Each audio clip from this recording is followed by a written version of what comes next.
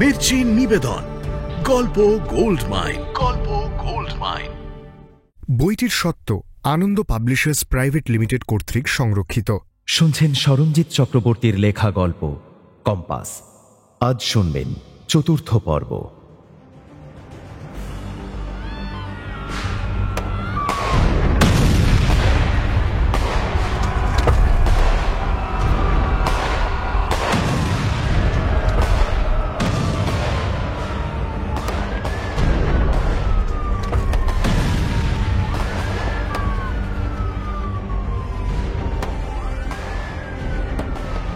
যতই কলকাতা দাপিয়ে দেবানন্দের জনি মেরা নাম চলুক, আসলে খুন, জখম আর বোমাবাজি এখন বাঙালি জীবনের রোজকার সিনেমা। আমাদের যাদবপুরের গলির ভিতর একটু রাত হলেই আজকাল অদ্ভুত একটা ভয় আর মন খারাপ নেমে আসে। কেউ চট করে বাইরে বেরোয় না। দূরে বোমা বা পাইপ গানের আওয়াজ পেলেই লোকজন যে যার নড়বড়ে দরজা জানলাগুলো আরো বেশি করে বন্ধ করে নেয়, নিজেদের গুটিয়ে খোলের মধ্যে পুড়ে ফেলে একদম। এর মধ্যে কি করে দূরে যাব আমি? বড় হব কি করে? কলেজের পরে আমি একসঙ্গে 4টে ছেলে পড়াই গড়িয়াহাটের কাছে। সব মিলিয়ে 100 টাকা পাই। বাবাকে দিই 60 আর নিজে রাখি 40। 40কে 30 দিয়ে ভাগ করলে যতটা অসহায়তা পড়ে থাকে ততটা টাকাই আমার প্রতিদিনের খরচ। তাই ওই দিয়ে ট্রেনের টিকিট, বাসের টিকিট বা হিন্দি ফিল্ম হয় না।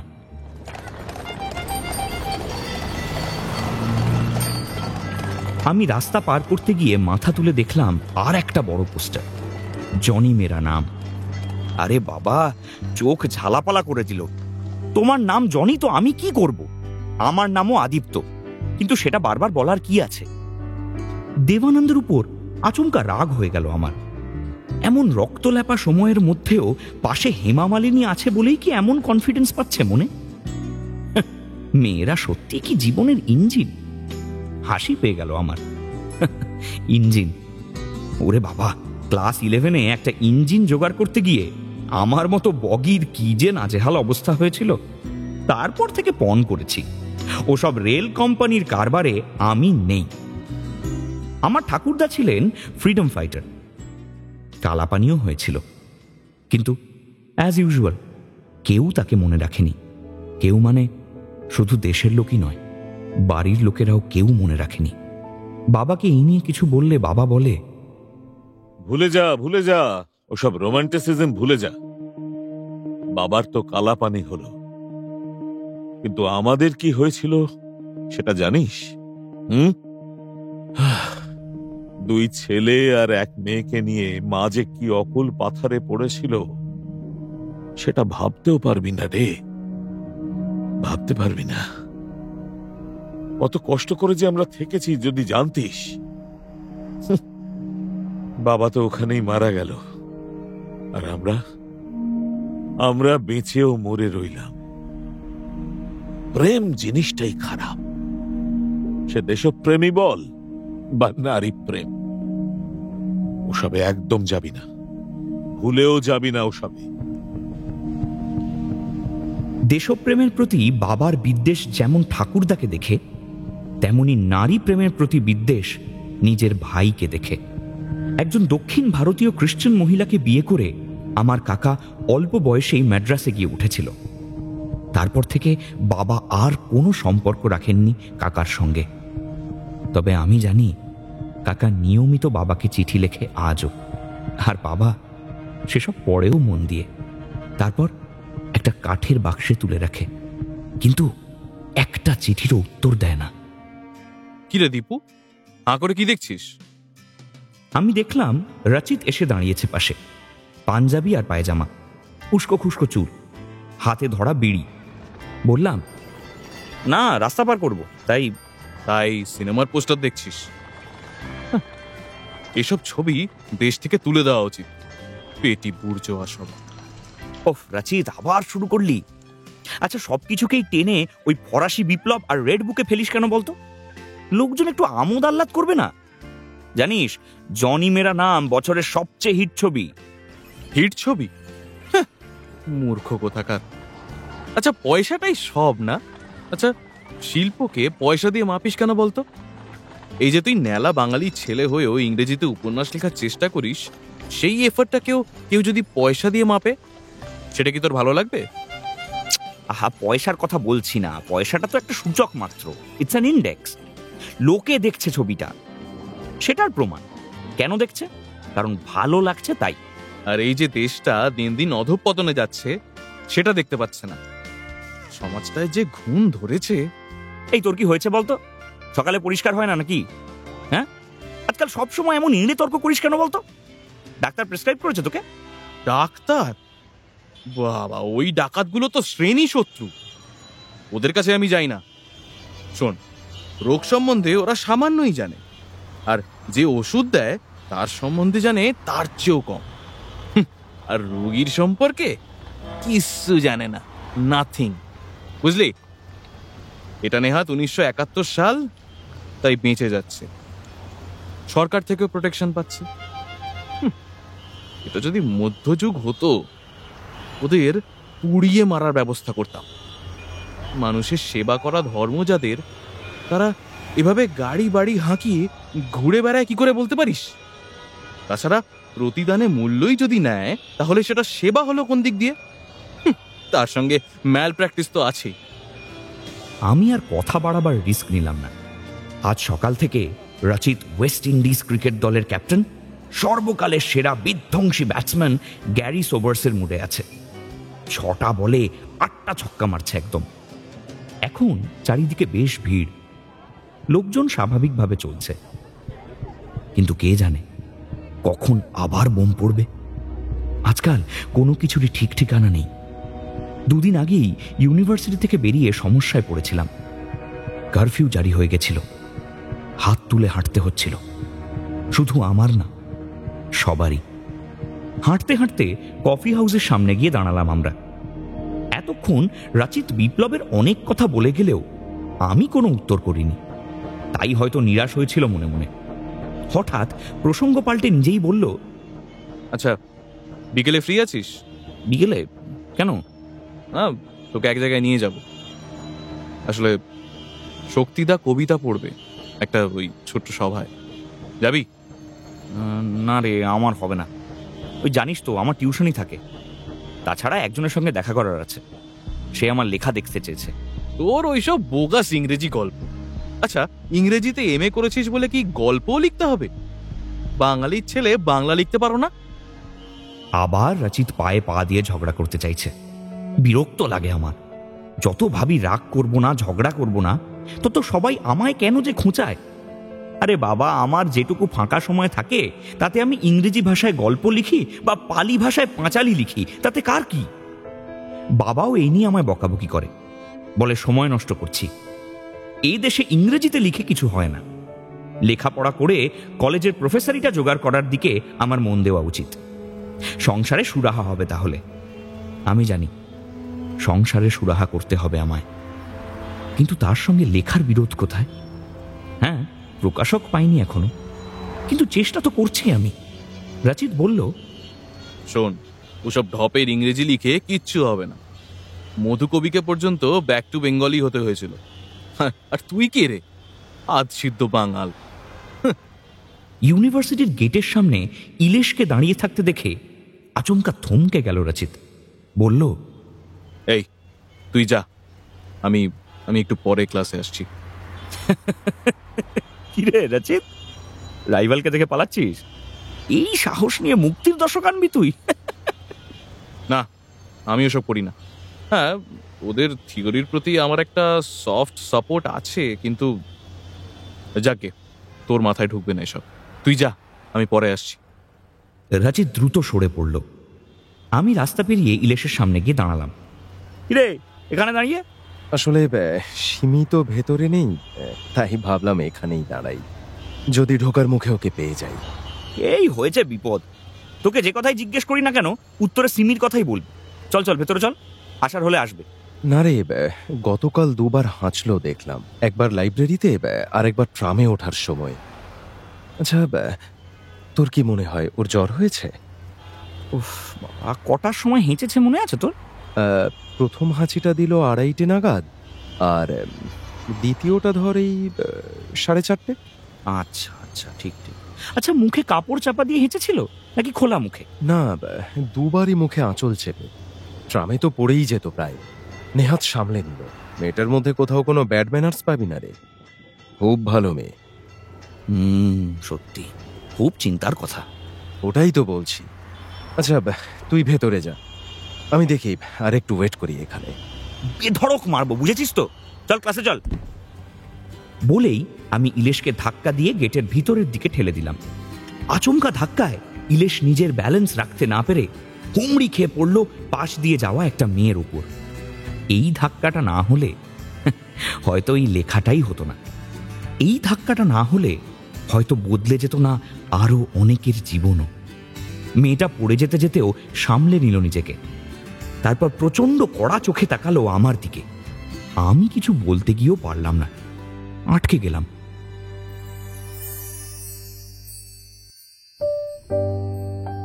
ইউনিভার্সিটি বিল্ডিং এর লম্বা ছায়ার ফাঁক ফোঁকর দিয়ে আসা রোদের পাত এসে পড়েছে মেয়েটার মুখে। হালকা খোঁপা, এলোমেলো সামান্য চুল, আর ফলসা রঙের শাড়ির চারপাশে সোনার গুঁড়োর মতো উড়ছে ধুলো। আর তার ভিতরে মাখন থেকে জেগে ওঠা মুখ নিয়ে তাকিয়ে আছে মেয়েটা। আমি মনে মনে আমার পাহাড়ি সান্নালের মতো বাবার মুখটা দেখতে পেলাম। দেখলাম বাবা ট্রাফিক পুলিশের মতো হাত তুলে যেন চিৎকার করে বলছে, প্রেম খারাপ, খুব খারাপ। মুখ ফেরা দীপু, মুখ ফিরিয়ে নে। আমি মুখ ফেরাতে পারলাম না কিছুতেই। অপরাধীর মতো বললাম, মানে সরি, আমি না আপনাকে দেখতে পাইনি, মানে ভেরি সরি। হ্যাঁ। ইলেশ সামলে নিয়ে আমার হয়ে বলল, ও একদম গাধা, ভুলভাল কাজ করে ফেলে। আপনি প্লিজ কিছু মনে করবেন না। খুব রাগ হলো আমার। গাধা? আমাকে গাধা বলছে? করছে কি ইলেশটা? আমার প্রেস্টিজ বলে কিছু নেই নাকি? এর চেয়ে মেয়েটা চড় মারলেও তো ভালো ছিল। আমি রেগে গিয়ে বললাম, এই গাধা মানে? কে গাধা? তুমি? না হলে গেটের সামনে দাঁড়িয়ে কেউ ধাক্কাধাক্কি করে? না সরি, মানে আমি না সত্যি আপনাকে দেখতে পাইনি। আপনার কি লেগেছে? সেটা জেনে আপনার লাভ? না মানে লাভ ফার্স্ট ইয়ার ইংলিশ এমএ ক্লাসটা কোন দিকে? First year English MA? আমার ক্লাস তো। তবে আর আপনি কেন বলছি? ক্লাসটা কোন দিকে? এই তো সিধা। আরে তুই থাম না, ওভাবে বাতলে দিলে কেউ চিনতে পারে? এত বড় বাড়ি। আচ্ছা তুমি আমার সঙ্গে এসো। হ্যাঁ, আমি তোমারই ক্লাসে আছি। বাই দ্য ওয়ে, আমি আদিত্য মুখার্জি। তুমি আজ প্রথম। এত প্রশ্ন করছো কেন? প্রশ্ন এই না, মানে জেনে নিচ্ছি আর কি, গ্যাদারিং ইনফরমেশন। কেন? কি হবে ইনফরমেশন নিয়ে? নভেল লিখবে?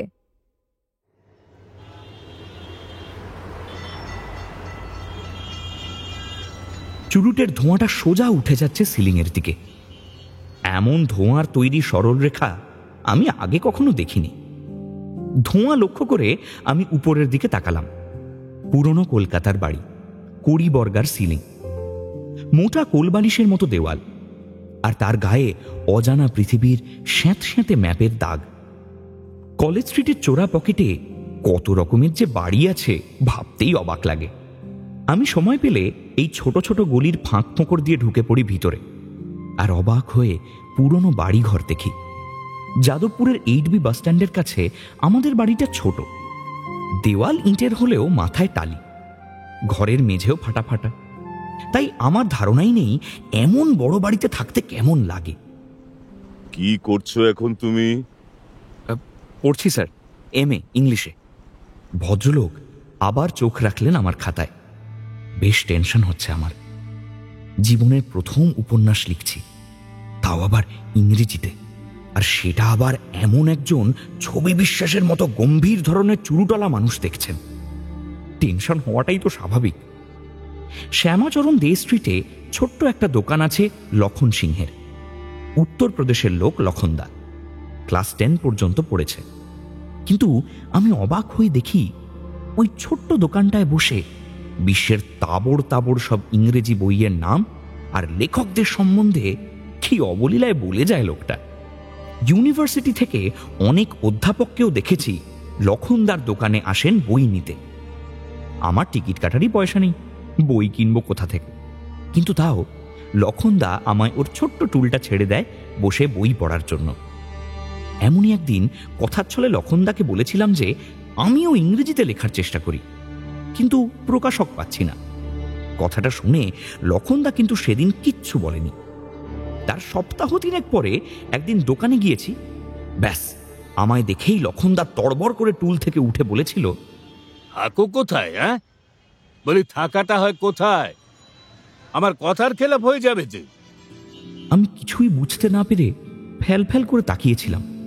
ও বলে যাচ্ছিল, আর যা বলছিল তা বাস্তব না স্বপ্ন বুঝতে পারছিলাম না। আরে পাবলিশার, ইংরেজি বই ছাপেন, ফ্রেশ লেখক খুঁজছেন। বললাম তোমার কথা, বললাম খুব ভালো লেখক, কিন্তু লেখকের তো টিকিট দেখা নেই। লক্ষণদা একটা কাগজ এগিয়ে দিয়ে বলেছিল, এতে ঠিকানা আছে, চলে যাবে ম্যানার স্ক্রিপ্ট নিয়ে, দেখো ঠিক কাজ হয়ে যাবে। ভদ্রলোকের নাম মনীষ অধিকারী, মনে রেখো নামটা। মাঝে মাঝে ভাবি আমাদের বড় হয়ে ওঠার পিছনে কত মানুষের যে ছোট বড় কত অবদান থাকে। আমি কে? আদিত্য মুখার্জিকে কে চেনে? আর লক্ষণ সিং, সেই বা আমার কে? কিন্তু তাও লোকটা আমার একদিনের সামান্য একটা বাক্য শুনে সেটা ধরে রেখেছিল মনে, তারপর সম্পূর্ণ তার উপর বিশ্বাস করে কথা বলে রেখেছে একজন পাবলিশারের সঙ্গে। আমি জীবনে এই প্রথম কোনো মানুষ দেখলাম যে আমি ইংরেজিতে লিখি শুনেও আমায় ব্যঙ্গ করল না, বরং 2 কদম এগিয়ে যাওয়ার পথ দেখালো, মনীষ অধিকারীর বাড়ির পথ। তুমি কি নকশাল করো? আমি? না স্যার, একদম না, ওইসব আমি বুঝি না স্যার। সে কি বোঝো না মানে? নির্বোধ নাকি? এই যে নকশালরা মূর্তি ফুর্তি ভাঙছে, এ ব্যাপারে তোমার কি মত? এগুলোকে তুমি সমর্থন করো না জাস্ট ভ্যান্ডালিজম মনে করো? আমি কি বলবো বুঝতে পারলাম না। আমার আচমকা একসঙ্গে বাবা আর রচিতের মুখটা মনে পড়ে গেল। এই দুজনেরই এই ব্যাপারে মত খুব স্পষ্ট এবং বিপরীতমুখী। মনীষবাবু আবার বললেন, শোনো, আমি বুঝতে পারছি তোমার ব্যাপারটা। হয়তো তুমি নকশাল সিম্প্যাথাইজার, আমি কিন্তু তা নই। তাহলেও না স্যার, আমার সিম্প্যাথি বা অ্যান্টিপ্যাথি কিছুই নেই। জানেন, যেদিন প্রথম মূর্তি ভাঙা হয় আমার বাবা খুব কষ্ট পেয়েছিলেন। রাতে খেতে বসে প্রায় কেঁদে ফেলে বলেছিলেন, এই জন্য কি আমার বাবা লড়াই করেছিলেন ব্রিটিশদের সঙ্গে? এরা কারা যারা নিজেদের পিতৃপুরুষের মুন্ডু কাটে? আবার স্যার, আমারই এক বন্ধু, সে বলে এটা নাকি প্রোগ্রেশন অফ লাইফ, বলে এই হেট্রেড নাকি prelude to a new birth. আমার কথা শুনে মনীষবাবু মোটা ফ্রেমের চশমাটা খুলে তাকালেন আমার দিকে, তারপর জিজ্ঞেস করলেন, প্রেম করো? কাকে বেশি ভালো লাগে, উত্তম কুমার না সৌমিত্র চ্যাটার্জি? রবার্ট রেডফোর্ডকে হলিউডের সর্বকালের সেরা বলে আমি মনে করি স্যার। মেট্রোতে ইলেশ বলে এক বন্ধু দেখিয়েছিল একটা ছবি, Butch Cassidy and the Sundance Kid, দারুণ লেগেছে। ঠিক আছে, দেখো তোমায় আরো একবার গোটাটা রিরাইট করতে হবে, কিছু বাদ দিতে হবে, যোগ করতে হবে। ইংরেজিটা তো আমাদের মায়ের ভাষা নয়, তাই যতই যে ভালো লিখুক একটু আড়ষ্টতা থেকেই যায়, সেটা কাটাতে হবে। কি নাম দেবে এই লেখার? আমি কি বলবো বুঝতে পারলাম না, শুধু আলতো করে চোখটা বন্ধ করলাম মুহূর্তের জন্য। আর সঙ্গে সঙ্গে দেখলাম রোদের পাত এসে পড়েছে একটা মাখন দিয়ে তৈরি মুখে। দেখলাম সেই আলোয় সূক্ষ্মতম ধুলোবালিরাও আনন্দে ঘিরে ধরেছে সম্রাজ্ঞীকে। আমি চোখ খুলে বললাম, গ্যাদারিং ইনফরমেশন। মনীষবাবু তাকালেন আমার দিকে, তারপর অল্প হেসে বললেন, মেক ইট গ্যাদারিং ড্রিমস। রাস্তায় বেরিয়ে আমি আকাশের দিকে তাকালাম। আজ মেঘ করে আছে বেশ, চারদিকে কেমন যেন একটা গুমোট ভাব। বেশ কয়েকদিন ফাঁকা ফাঁকা থাকার পর আজ আবার কলেজ স্ট্রিট চত্বরে লোকজনের আগমন হয়েছে। আমি কলেজ স্কোয়ারের কাছে এসে পাশ দিয়ে যাওয়া একজনের হাত ঘড়িটা দেখলাম। 2:30 বেজে গিয়েছে। আজ আর ইউনিভার্সিটিতে ক্লাস নেই। ইলেশ বলেছে গাড়িতে আমায় ভবানীপুর পর্যন্ত লিফট দেবে, কিন্তু আমি যাব না। আমার অন্য একটা কাজ আছে। কতক্ষণ অপেক্ষা করতে হবে ভাবছি, এমন সময় দেখলাম ইলেশ ওর ফিয়াটটা পার্ক করছে সামনে। আসলে ওকে বলেছিলাম এই সময় আমি এখানে অপেক্ষা করব। কিরে, অনেকক্ষণ নাকি? না না, এই এলাম তো, কিন্তু খুব খিদে পেয়েছে। তাই? কি খাবি? মোগলাই খাওয়াবি? চল। ইলেশ আমার পিঠে হাত দিয়ে সামনের গলির দিকে এগোতে এগোতে বলল, তা তোর মৌমাছির কি খবর? মৌরিমা, সে ঠিক আছে। তাই? দোকানটা ফাঁকাই ছিল। আমরা কোণার দিকে একটা টেবিলে বসলাম। শ্বেত পাথরের টেবিলের উপর মেনু কার্ড রাখা, কিন্তু ইলেশ সেটা দেখল না। সরাসরি 2 মোগলাই পরোটা অর্ডার দিয়ে বলল, মৌরিমা আজ ক্লাসে এসেছিল? হ্যাঁ এসেছিল, তবে ওই একটা পিরিয়ড করে চলে গেছে। এই দাঁড়া তো, তোর হঠাৎ তোকে নিয়ে এত ইন্টারেস্ট কেন? শোন না, সিমির সঙ্গে এই কদিনে মেয়েটার ভালো বন্ধুত্ব হয়ে গেছে। তুই যদি একবার... থাক আমক, তোর সঙ্গে কদিনের আলাপ রে যে ও তোর হয়ে সিমিকে বলবে? আর আমি বা কি বলবো মৌরিমাকে? আমার সঙ্গে কথা বলে দেখছিস তো, হতে দিয়ে পড়েই আছি। আমায় পাত্তা দেয় যে আমি তোর লাইনের কথা বলবো? আর দেখ ইলেশ, সেই অনার্সের ফার্স্ট ইয়ার থেকে তো সিমিকে বলেই চলেছিস, কিছু হয়েছে কি? তুই সিমিকে ছাড়। একটু থতমতো খেয়ে ইলেশ কিছু না বলে চুপ করে গেল। একটা রোগা পাতলা ছেলে এসে 2 প্লেট মোগলাই নামিয়ে দিয়ে গেল সামনে। আমি খাচ্ছি, তুইও শুরু কর, আমার তাড়া আছে। মানে আমার সঙ্গে যাবি না? আমি বলে হাওড়া থেকে কাজ ছেড়ে তোকে তুলবো বলে এখানে এলাম, আর তুই আমায় তাড়া দেখাচ্ছিস? আরে আর্জেন্ট কাজ পড়ে গিয়েছে গুরু, যেতে হবে আমায়। খেয়ে নে, আর না খেলে বল তোরটাও আমি খেয়ে নিচ্ছি। মৌরিমা সেন শুনলেই কেমন যেন জীবনানন্দের কথা মনে পড়ে যায়।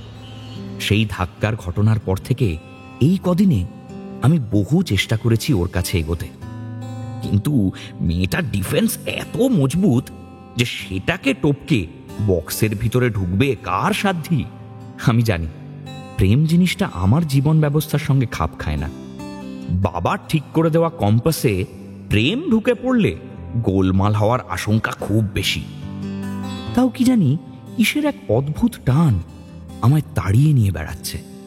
বুকের ভিতর একই সঙ্গে এমন শূন্য আর পূর্ণের অনুভূতি কোনো দিন হয়নি আমার।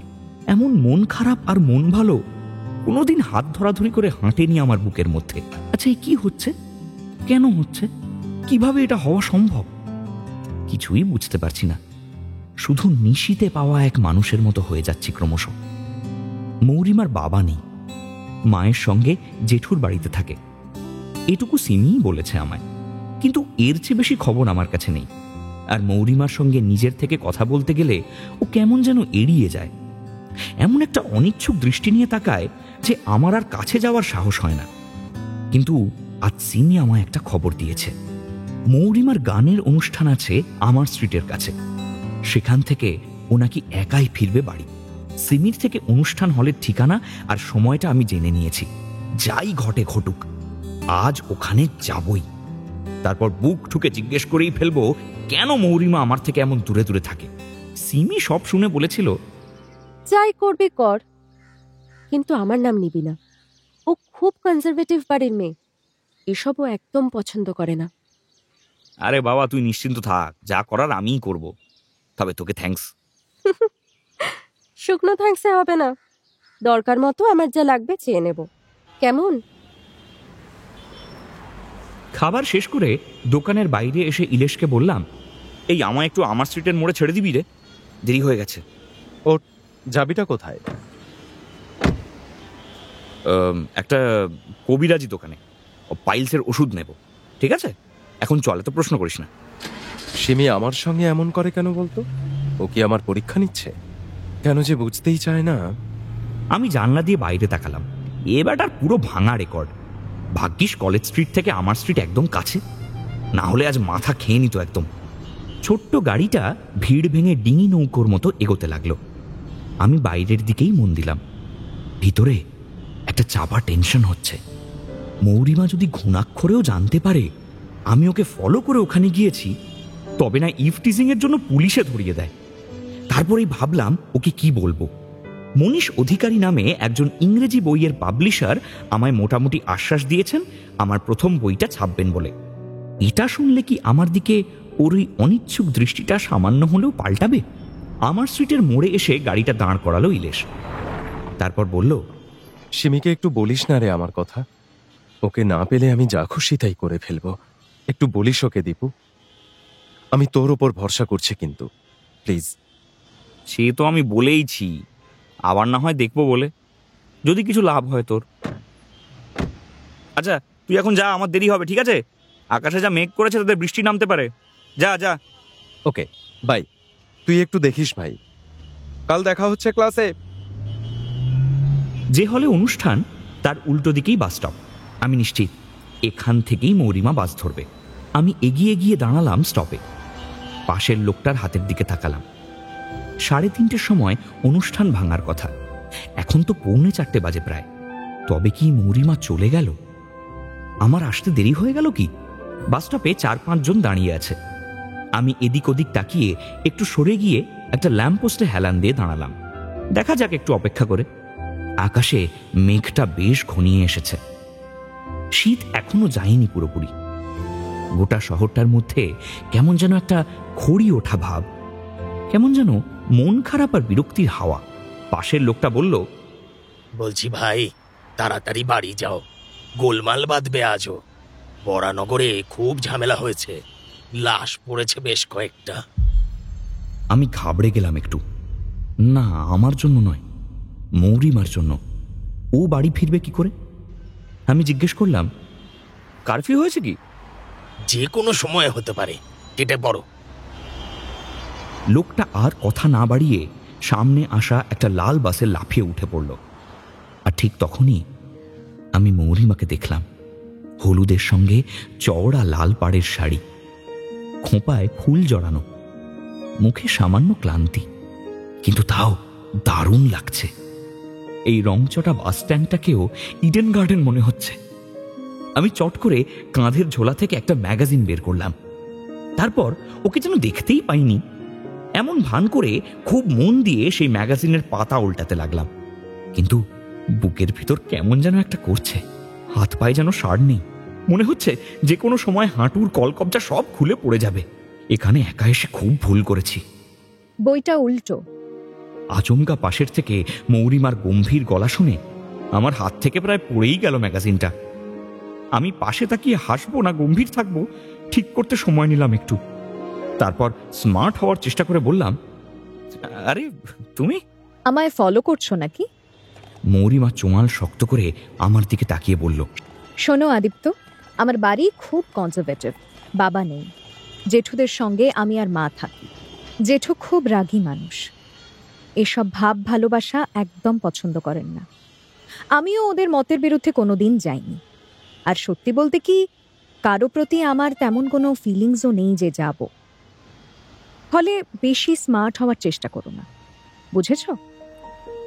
আমি কি বলবো বুঝতে পারলাম না। ফ্যাল ফ্যাল করে তাকিয়ে রইলাম ওর দিকে। স্পষ্ট কথায় যে এত কষ্ট লুকিয়ে থাকে আগে জানতাম না। ও আবার বলল, বাড়ি যাও, আর কোনোদিন এসব চিপ ট্রেক আমার সঙ্গে করতে এসো না, কেমন? আমি মাথা নিচু করে একটু সরে এলাম। আশপাশের সবাই তাকিয়ে দেখছে, হাসছেও তারা। আমার কান গরম হয়ে গেল। মনে হলো ব্রহ্মতালু দিয়ে সেই চুরুটের মতো ধোঁয়ার সরল রেখা উঠে যাচ্ছে আকাশের দিকে। লাল বাস এগিয়ে আসছে একটা। মৌরিমা সেটা দেখে এগিয়ে গেল সামনের দিকে। বাসটা চলে এলো প্রায়। মৌরিমা শেষবারের মতো সেই অনিচ্ছুকভাবেই দেখল আমায়।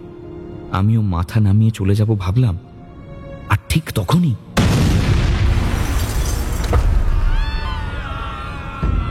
প্রথম বোমাটা পড়ল বাসের পিছনের দিকে। ভূমিকম্পের মতো কেঁপে উঠল মাটি।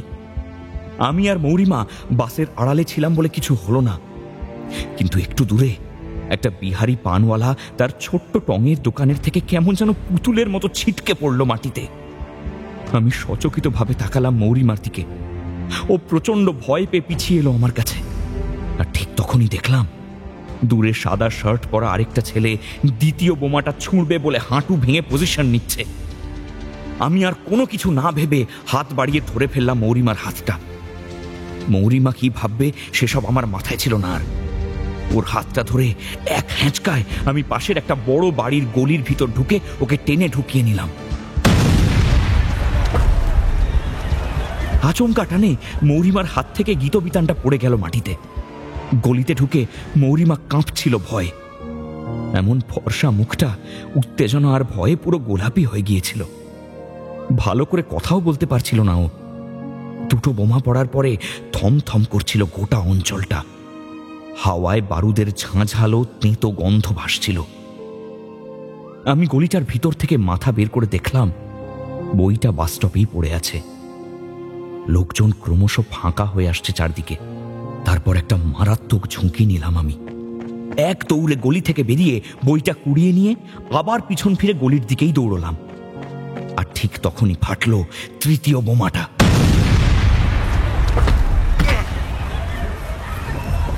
কোথায় ফাটলো, কত দূরে ফাটলো সেটা ঠিক বুঝতে পারিনি আমি। শুধু শব্দের সঙ্গে সঙ্গে বাঁ হাতে একটা তীব্র যন্ত্রণা অনুভব করলাম। মনে হলো হাতটা বোধহয় কেটে বাদই চলে গেল। তাও বইটা ছাড়িনি। টলতে টলতে এসে দাঁড়ালাম মৌরিমার সামনে। মৌরিমার চোখ চলে গিয়েছিল আমার বাঁ হাতের দিকে। ভয়ে ও কথা বলতে পারছিল না। আমিও এবার তাকিয়েছিলাম ব্যথার জায়গায়। দেখলাম লোহার একটা শলাকা আড়াআড়ি ঢুকে আছে হাতে, আর সেটা চুইয়ে রক্ত বেরোচ্ছে। ব্যাস, আমার আর কিছু মনে নেই। আমার জ্ঞান ফিরেছিল পিজি হাসপাতালে। বাঁ হাতে ছোট্ট একটা অপারেশন করতে হয়েছে ওই লোহার শলাকা বের করার জন্য। তারপর সেলাই করে দেওয়া হয়েছে। শুনেছি যে বাড়ির গলিতে ঢুকে পড়েছিলাম সেই বাড়ির লোকেদের মৌরিমাই ডেকে বের করে যা ব্যবস্থা করার করেছিল। সেই ঘটনার পর থেকে আমি এখনো ইউনিভার্সিটি যেতে পারিনি। মৌরিমার সঙ্গেও যে আর দেখা হয়নি সেটা তো বলাই বাহুল্য। তবে খুব ইচ্ছে করে ওকে দেখতে, অন্তত একবার ওর গলাটা শুনতে। শুনেছি ওদের বাড়িতে টেলিফোন আছে, কিন্তু আমার কাছে তো নম্বর নেই। থাকলে অন্তত গড়িয়াহাটের কোনো একটা দোকান থেকে ফোন করতাম একবার। দীর্ঘশ্বাসটা আপনা থেকেই বেরিয়ে এলো। বাঁ হাতটা নাড়াতে কষ্ট হচ্ছে আমার। সেলাইটা শুকোতে সময় লাগবে বলেছে ডাক্তার। কবজির নিচে থেকে প্রায় কনুই পর্যন্ত একটা জায়গা ফালা হয়ে গিয়েছে। ব্যথা কমাবার ওষুধ খাচ্ছি, কিন্তু বেশিক্ষণ তার প্রভাব থাকছে না। আমি অন্য কিছু ভাবতে চেষ্টা করলাম। পাণ্ডুলিপিটা হাতে তুলে নিলাম। এখনো অনেক ঘষা মাজা বাকি, কিন্তু বাড়িতে বসে তা সম্ভব নয়। আমাদের বাড়িতে এখন লোকজন ভর্তি। পূর্ব পাকিস্তানে আমাদের যে কজন আত্মীয় স্বজন ছিল, ওখানকার মুক্তিযুদ্ধের পরিস্থিতিতে সবাই চলে এসেছে এবারে। কলকাতায় তাদের জায়গা নেই, তাই আমাদের এই দুই খুপড়ির বাড়িই ভরসা। দাদা আপত্তি করেছিল গোটা ব্যাপারটায়। একদিন রাতে খেতে বসে বলেছিল, বাবা, তুমি কোথায় রাখবে এদের? আমাদেরই ঠিক মতো থাকার জায়গা নেই, সেখানে শোবে কোথায় 10 জন? আর কি খাবে? আমাদের কি এত টাকা আছে? কোথায় যাবে এরা? হ্যাঁ, কোথায় যাবে? বিপদে আমরা যদি পাশে না দাঁড়াই, কে দাঁড়াবে? বলো, কে দাঁড়াবে? শোনো, আমি পাশের বাড়ির একটা ঘর ভাড়া করছি। সেখানেই আপাতত শোবে কয়েকজন। আর আমাদের সঙ্গেই ডাল ভাত যা জোটাতে পারবো খাবে। আমার বউ আছে, 10 বছরের একটা ছেলে আছে, দীপুর পড়াশুনো আছে। এটা কি হোটেল নাকি? কেন কষ্ট করব আমরা? তুমি যখন এসেছিলে কে জায়গা দিয়েছিল তোমায়? মানুষকে সুবিধে করে দিলে তার নিজের কিছু করার তাগিদটা চলে যায়। এই যে ঘরে ঢোকাচ্ছ, দেখো তোমার ঘাড়েই গ্যাঁট হয়ে বসবে। কি বললি? আমার ঘাড়েই গ্যাঁট হয়ে বসবে? এই, মা ছাড়া তোদের দুটোকে মানুষ করিনি আমি? এদের দায়িত্ব নিতে পারবো। তোর অসুবিধে হলে তুই বউ নিয়ে আলাদা হয়ে যা, তোকে ভাবতে হবে না। দাদা বাবার দিকে অবাক হয়ে তাকিয়েছিল। মেখে রাখা ভাত পড়েছিল ভাতের মতোই। দাদা খেতে পারছিল না। আমি দেখেছিলাম দাদার চোখে জল। আমি জানি দাদা বাবাকে খুব ভালোবাসে।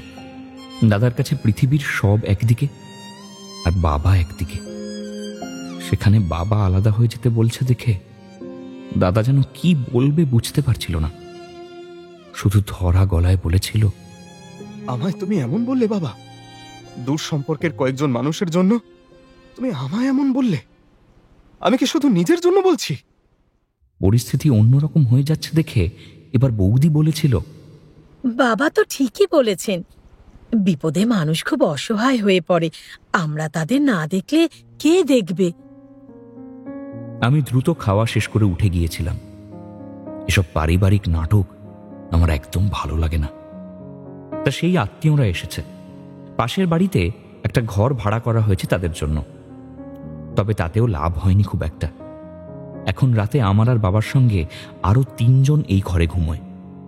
দাদা আমার চেয়ে 15 বছরের বড়, এখন 37 চলছে। ডালহৌসির একটা মার্চেন্ট কোম্পানিতে কাজ করে, মাইনে খুব বেশি নয়। বৌদি কলোনিরই কয়েকজন বাচ্চাকে পড়ায়। দাদার ছেলে সন্দীপ তো এই বয়সেই বেশ গম্ভীর ধরনের, লেখাপড়ায় খুব ভালো, সারাদিন নিজের মনে থাকে, কারো কাছেই খুব একটা ঘেঁষে না। ওকে আমি মাঝে মাঝে জিজ্ঞেস করি, আরে তুই এই 10 বছরে এই 60 বছরের মতো বিহেভ করিস কেন রে? সোনু প্রতিবার একটু সময় নিয়ে বলে, এমনি। আমি বুঝি এই জায়গায় এই পরিবেশে থাকতে সোনুর ভালো লাগে না। নিম্ন মধ্যবিত্ত এই কলোনি পাড়া, ছোট বাসি পাউরুটির মতো বাড়িঘর, ভাঙা ইঁট বের করা রাস্তা, জলের লাইনে মারামারি, গালাগালি, সন্ধ্যের পর জেগে ওঠা মদ আর সাতটা টিমটিমে ঠেক, আচমকা বোমাবাজি, রেল লাইনের ধারে গলা কাটা লাশ, পুলিশের বুটের আওয়াজ। এসব একদম ভালো লাগে না ওর। তাই হয়তো মনে মনে ও প্রস্তুতি নেয়, ভিতরের আগুনটাকে 2 হাত দিয়ে আগলে নিয়ে। তাই হয়তো একাগ্র হয়ে এগোয় সামনের অন্য একটা উজ্জ্বল পৃথিবীর দিকে। আমি সোনুর থেকে মনে মনে এই নীরবতাটুকু ধার করি, এই চোয়াল চাপা জেদটা ধার করি, কারণ আমি জানি আমাকেও যেতে হবে। এই সব পার করে আমাকেও যেতে হবে দূরে, অনেক দূরে, একা।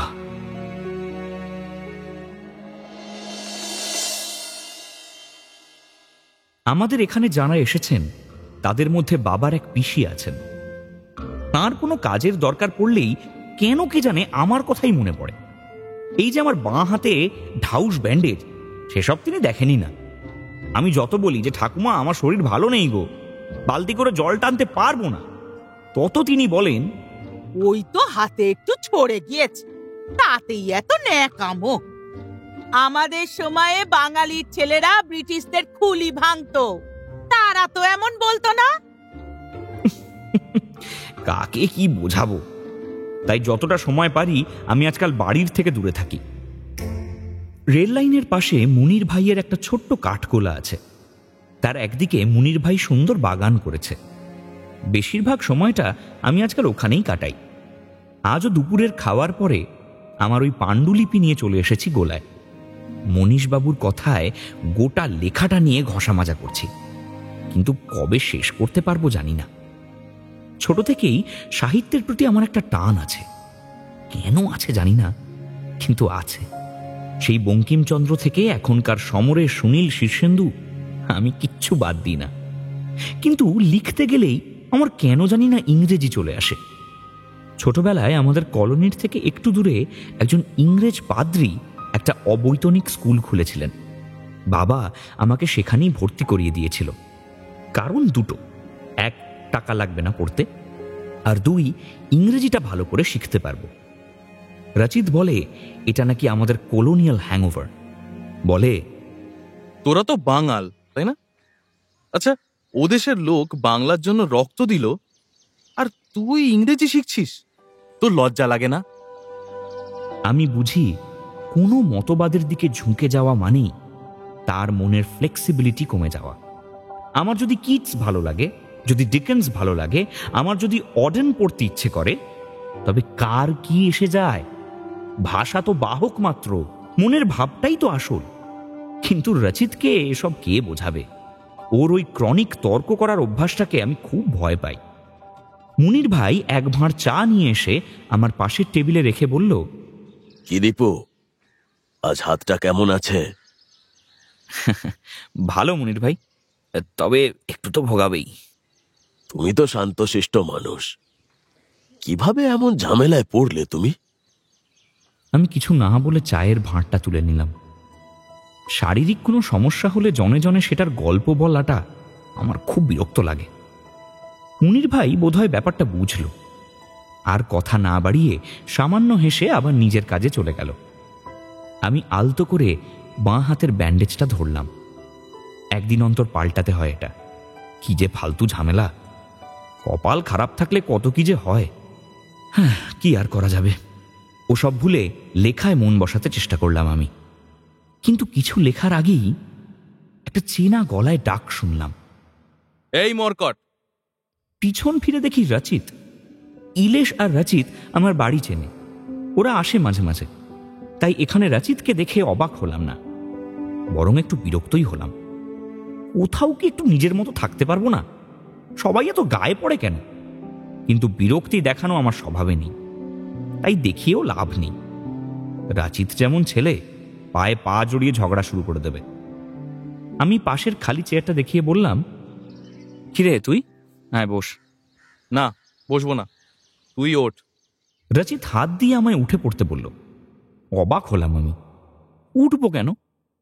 রচিত আরো সংশয়টা বাড়িয়ে দিল আমার। আরে বাড়িতে চল তাড়াতাড়ি।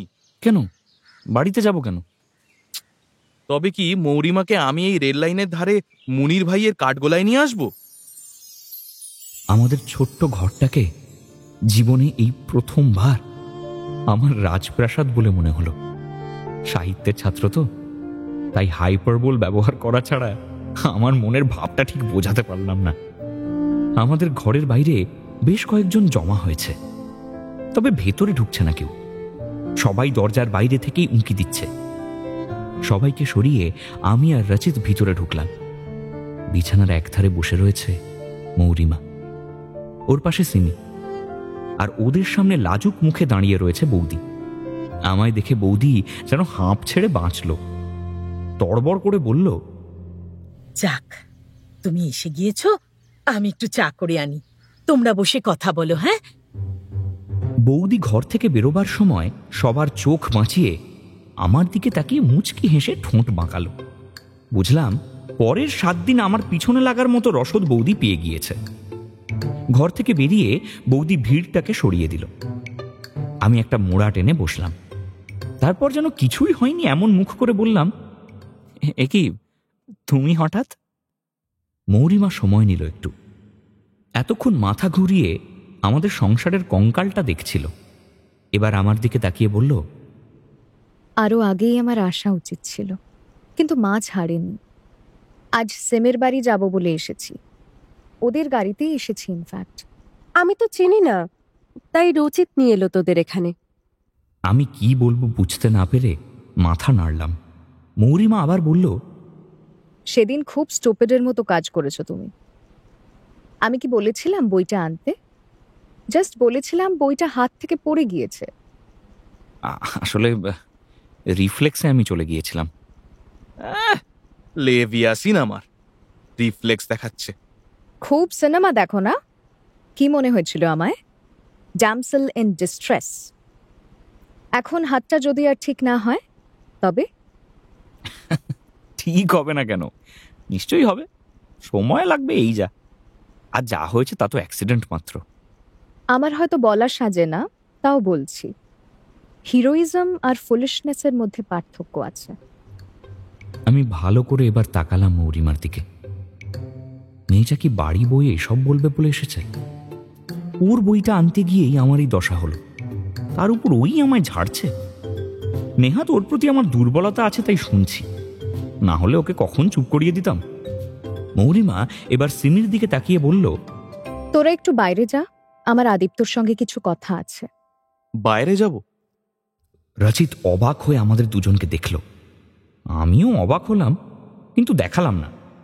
বরং রচিতকে বললাম, যা না বাইরে, কথা শুনতে হয় জানিস না?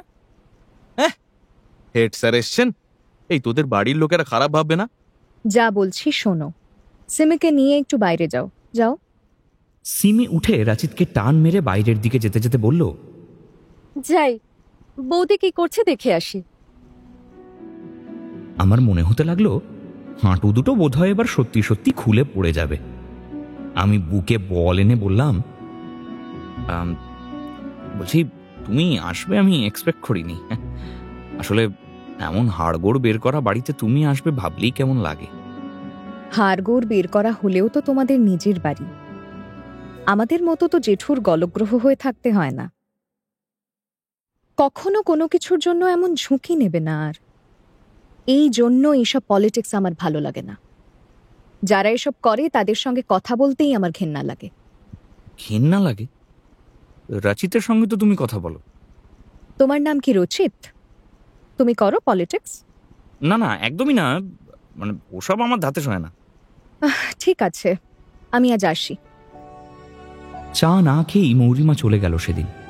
যাবার সময় আলতো করে আমার হাতের ব্যান্ডেজটা ধরে বলল, খুব ব্যথা না? এত কাছ থেকে এই প্রথম ওকে ভালো করে দেখলাম। বাদামি চোখের মণি, পাতলা টিকলো নাক, থুতনিতে আলতো একটা টোল। আমার গলা বুঝে এলো যেন।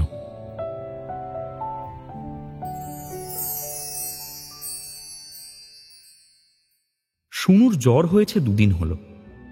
ডাক্তার ওকে এমন ফ্যাচাঙের ওষুধ দিয়েছে যে আমাদের ওখানে পাওয়া যাচ্ছে না। দাদা আমায় মেডিকেল কলেজের কাছে খোঁজ করতে বলেছে। আমি পকেটে হাত দিয়ে প্রেসক্রিপশনটা দেখে নিলাম। ঠিক আছে, আজ ইউনিভার্সিটিতে ক্লাস হয়েছে কয়েকটা। আজকাল বেশিরভাগ দিনই ঠিকমতো ক্লাস হয় না। কলেজ স্ট্রিটে গন্ডগোল লেগেই থাকে, মাঝে মাঝে কারফিউ হয়। তবে আজ তেমন কিছু নেই। আমি মেন রোড থেকে ডান দিকে বাঁক নিয়ে মেডিকেল কলেজের ভিতরে ঢুকে পড়লাম, সঙ্গে ইলেশ আর রাচিত। ওষুধ কেনার পর আমায় নারায়ণী ছাপ মারা দোক্তাও কিনতে হবে, সেই বাবার পিসির জন্য। আমি মাথা ঘুরিয়ে দেখলাম ইলেশ আর রাচিত নিজেদের মধ্যে কথা বলছে। মেডিকেল কলেজের সিঁড়ির সামনে এসে দাঁড়ালো ইলেশ। সিঁড়িটা দেখিয়ে বলল, উত্তম কুমার এখানেই শুটিং করেছিল, তাই না? তুই দেবানন্দ ধর্মেন্দ্র সিনেমা না দেখে আর কতবার সপ্তপদী দেখবি? হ্যাঁ, জনি মেরা নাম দেখেছিস? আমি পাঞ্জাবি বলে বলছিস তো? দেখ, আমার বডিটা পাঞ্জাবি হলে কি হবে, ইঞ্জিন কিন্তু বাঙালির বস।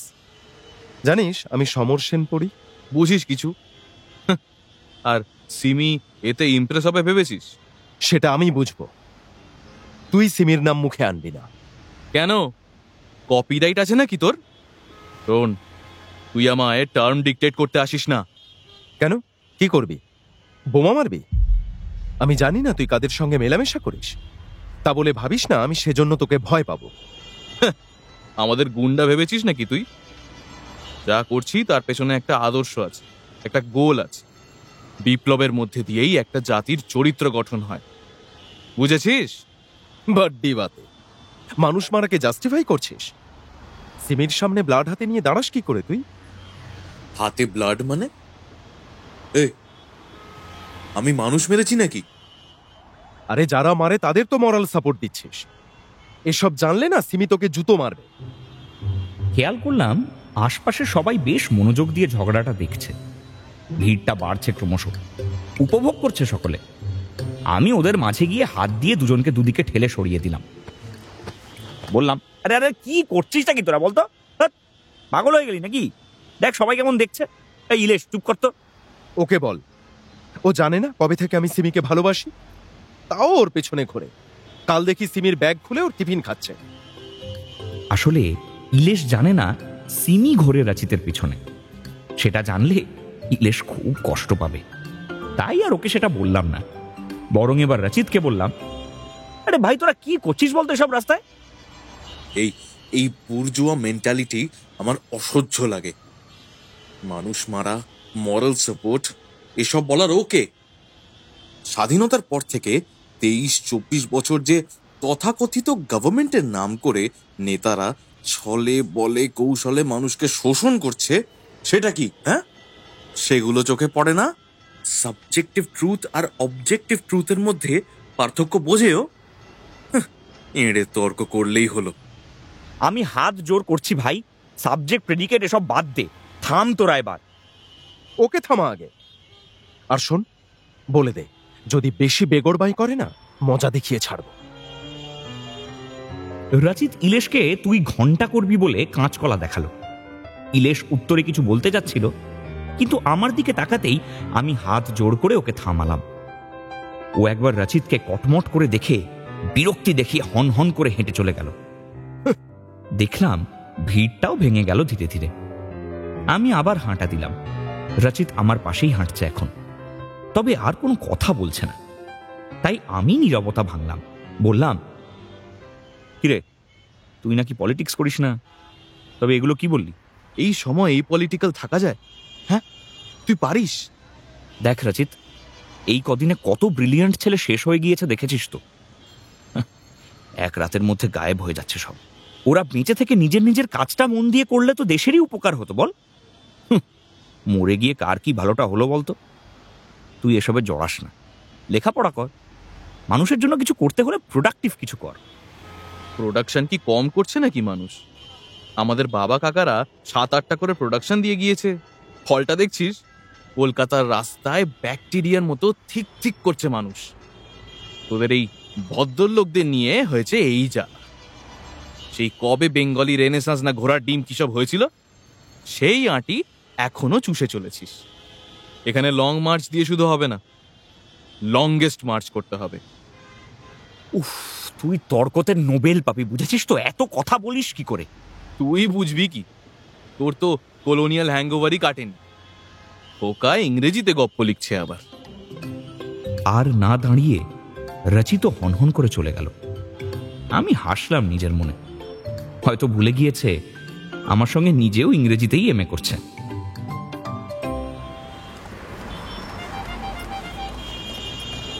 রচিত বড়লোক বাড়ির ছেলে।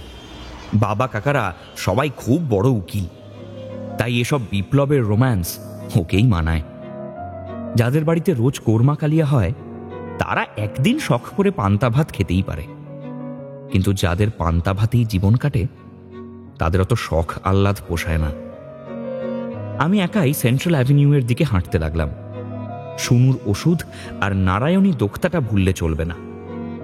একটা কথা মনে হতেই আমার একটু ভয় হলো এবার। ইলেশ আর রচিত যেভাবে খোলা মনে অমায়িক গলায় ঝগড়া করছে, তাতে ইউনিভার্সিটির কারো এই ভিড়ে সেসব শুনে ফেলা আশ্চর্য নয়। আর এটা যদি কোনো ক্রমে মৌরিমার কানে ওঠে তবে আর কথাই নেই, আমার উপরেও চটে যাবে। মৌরিমার যে রাজনীতির সম্বন্ধে প্রবল অনীহা, সেটা আমার সাথে যতবার দেখা হয় ততবারই বলে।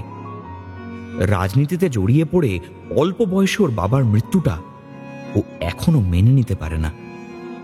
ওকে আমার ভালো লাগে, মানে আরো ভেঙে বলি, ওকে আমি ভালোবাসি। তাই কোনো মূল্যেই ও আমার উপর রেখে যাক এটা চাই না। এমনিতে ইউনিভার্সিটিতে যেটুকু সময়ও থাকে খুব সিরিয়াস মুখ করেই থাকে। লেখাপড়ায়ও যথেষ্ট ভালো। যে করেই হোক ভালো রেজাল্ট করে একটা বড় চাকরি পাওয়ার স্বপ্ন দেখে। আমাদের চেয়ে প্রায় 2 মাস পরেও জয়েন করেছে ক্লাসে, তাই নাকি ও পিছিয়ে পড়েছে। কিন্তু আমি জানি ক্লাসের সবার থেকে বেশ অনেকটা এগিয়ে আছে ও। তাই প্রায় সবসময় ওকে দেখি হয় আগের ইয়ারের কারো থেকে খাতা জোগাড় করে নোট টুকছে, লাইব্রেরিতে বসে রেফারেন্স বই থেকে পয়েন্ট লিখছে, নয়তো কোনো প্রফেসরের কাছে বসে ডাউট ক্লিয়ার করছে। এমন সিনসিয়ার স্টুডেন্ট আমি কোনো দিন দেখিনি। তাই এমন একটা মেয়ে হঠাৎ করে যে আমার বাড়িতে হাজির হবে সেটা বুঝতে পারিনি।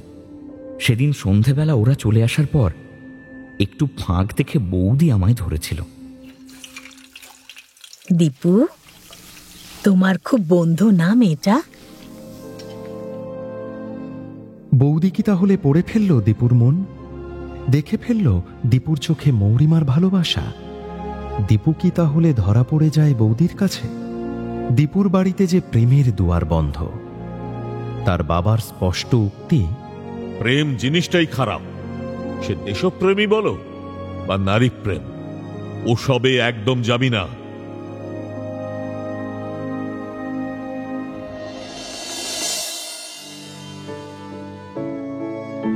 শুনলেন সরঞ্জিৎ চক্রবর্তীর কম্পাস।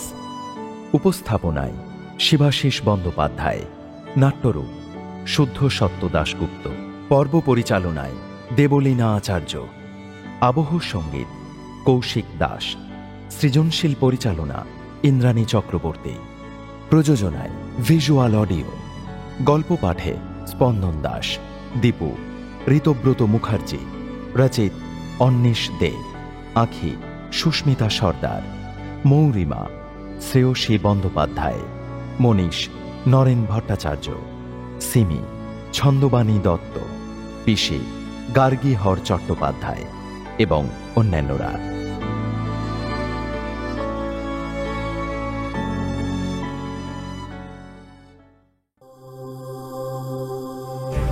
মির্চি নিবেদন গল্প গোল্ড মাইন। গল্প গোল্ড মাইন।